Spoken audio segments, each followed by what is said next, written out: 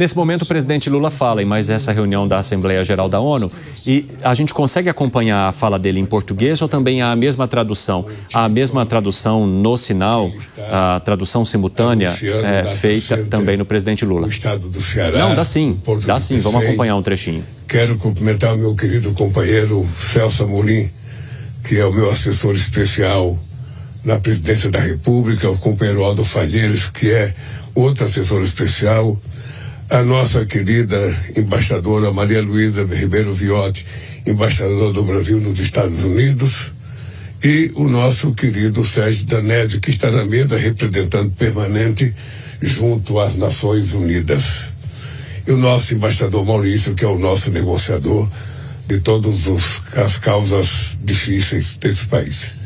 E o igreja que é o meu chefe cerimonial, é o cara que eu mais brigo com ele, tá? E a esposa do companheiro, a Ângela, companheira do nosso embaixador.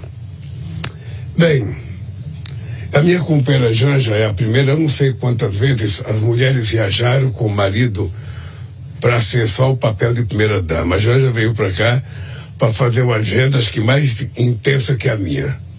Ela veio antes de mim, ela participou de uma reunião Despertar das Mulheres, foi o almoço com a vice-secretária-geral das Nações Unidas.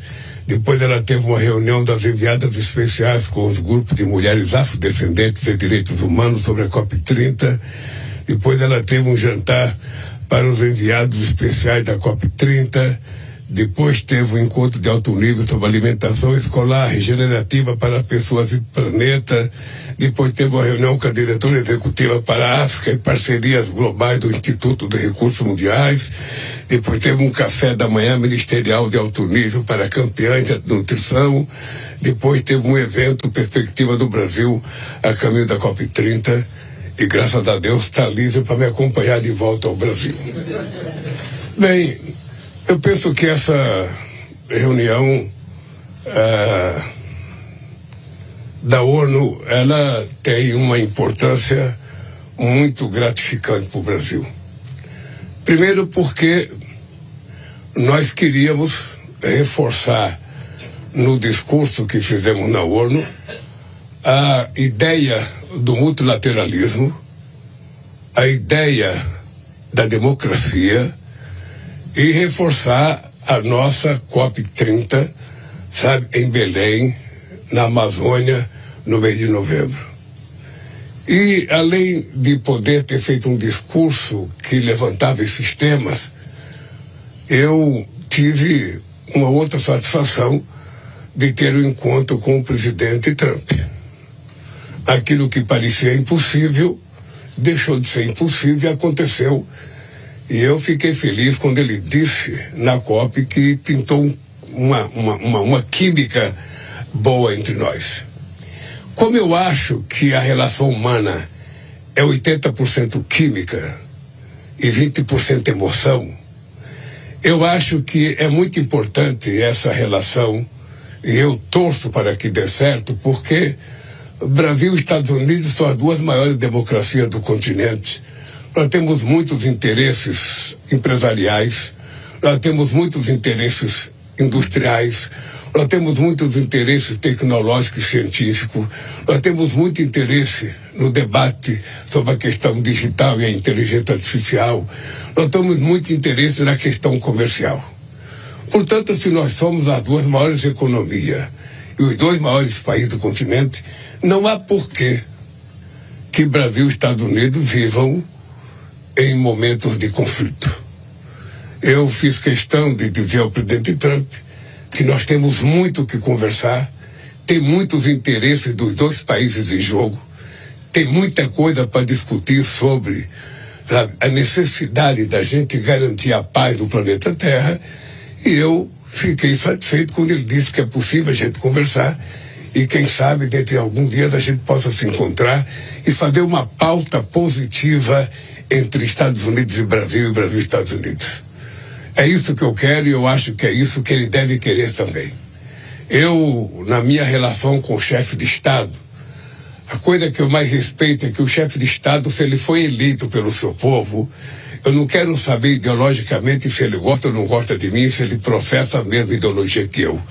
Isso nunca está em jogo na minha relação com o chefe de Estado. E não quero que esteja em jogo na relação das pessoas comigo. O que importa para mim é que a pessoa sendo eleita, a pessoa merece o meu respeito como chefe de Estado brasileiro na relação sobre os assuntos que interessam ao Brasil e aos Estados Unidos. Todo mundo sabe da minha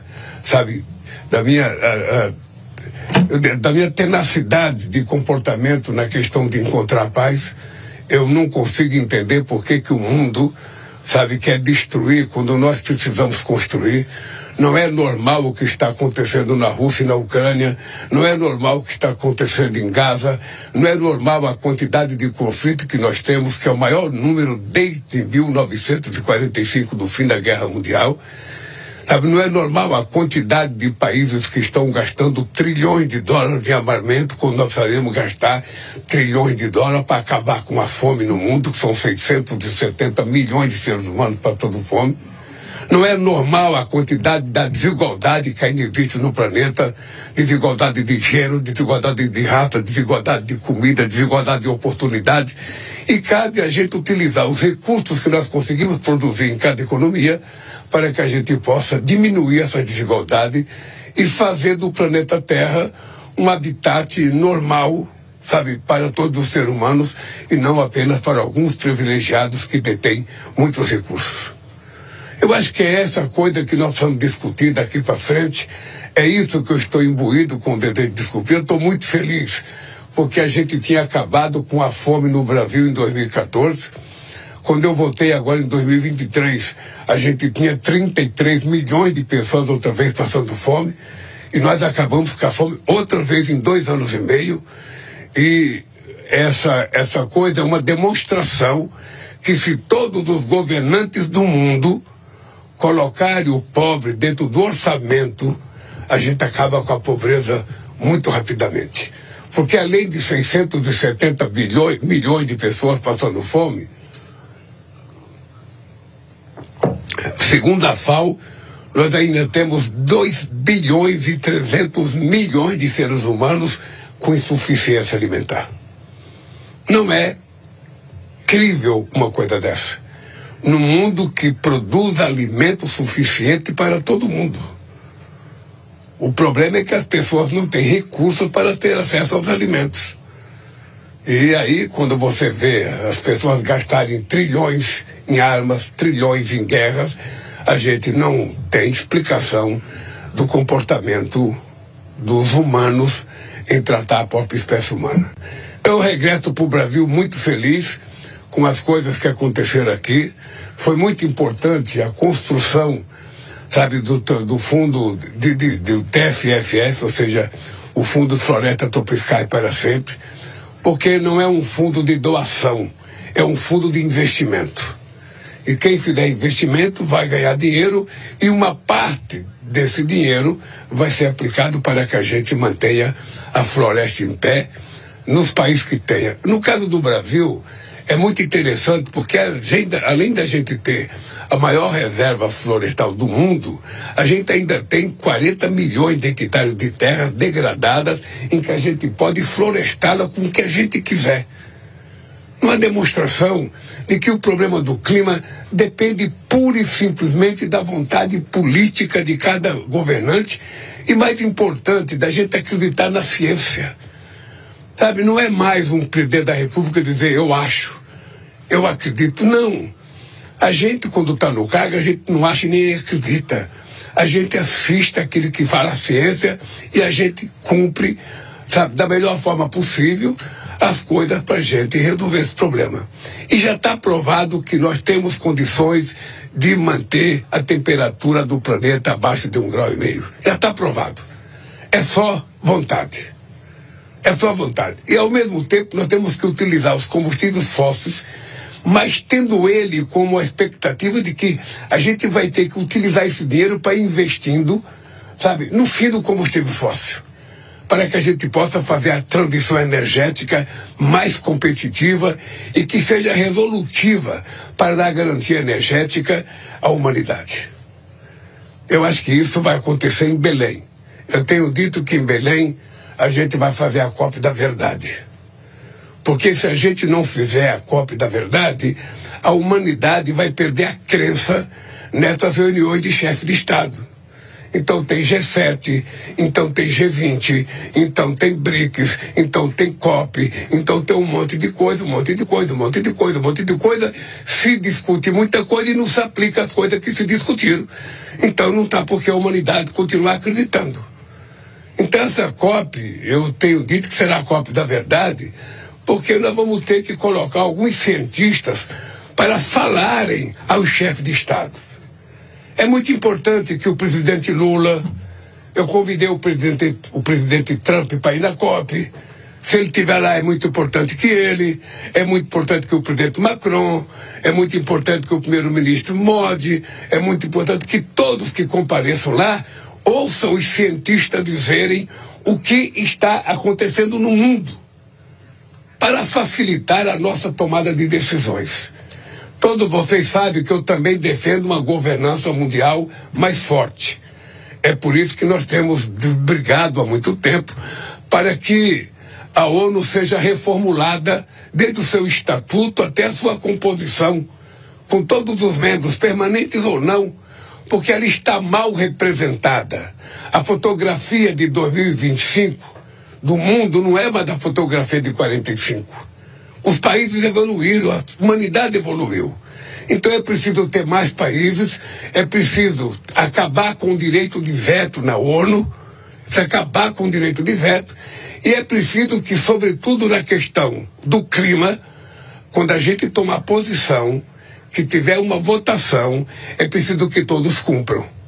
Aí sim, se um país não cumprir uma decisão que prejudica o planeta, ele merece ser punido, não de forma unilateral, ser punido pelo conjunto dos países e pelo conjunto da humanidade. Agora, isso tem que ser discutido. Isso precisa ser discutido.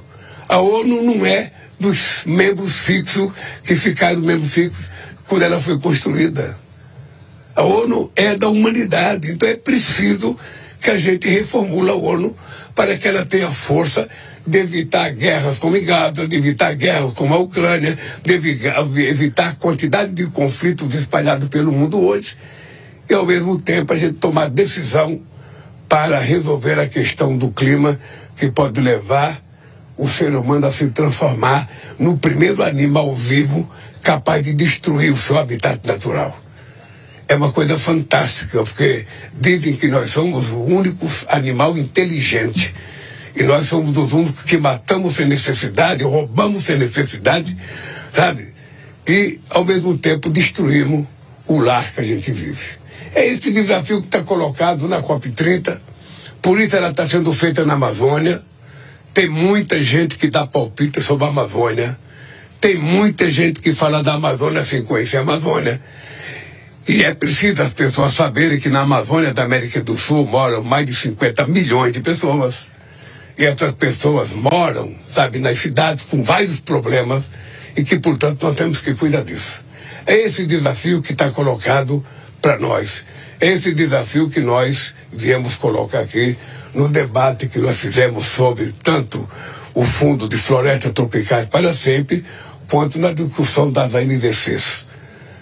A reunião não terminou ainda, mas eu acho que os países estão apresentando NDCs bastante vigorosas e razoáveis. E eu acho que isso vai ser muito importante, porque é a primeira demonstração de seriedade com a questão do clima, as NDCs serem fortes. O Brasil apresentou de 59% a 67%, é uma proposta forte do Brasil, e a gente apresentou em todas as áreas econômicas, e a gente ainda vai cumprir um compromisso nosso, não é um compromisso com ninguém, é um compromisso de nós com nós mesmos, sabe? Eu diria, no linguajar caipira, de nós conosco, sabe? Nós assumimos o compromisso de até 2030 a gente chegar ao desmatamento zero na Amazônia. E, portanto, como ninguém pediu para a gente propor e a gente propôs, nós temos responsabilidade de cumprir. Bem, então eu volto agora para o Brasil, satisfeito com a nossa reunião, otimista com a possibilidade de Brasil e Estados Unidos fazer uma reunião, sabe, o mais rápido possível e acabar com o mal-estar que existe hoje na relação Brasil e Estados Unidos. É isso que eu queria falar para vocês e deixar um pouco para vocês fazerem pergunta, porque eu estou para falar tudo, depois não precisava responder pergunta e ir embora. Mas eu vou deixar vocês fazerem alguns questionamentos, porque é justo, nessa liberdade de imprensa que tanto nós defendemos, que a imprensa possa fazer as perguntas sem veto. Sem veto.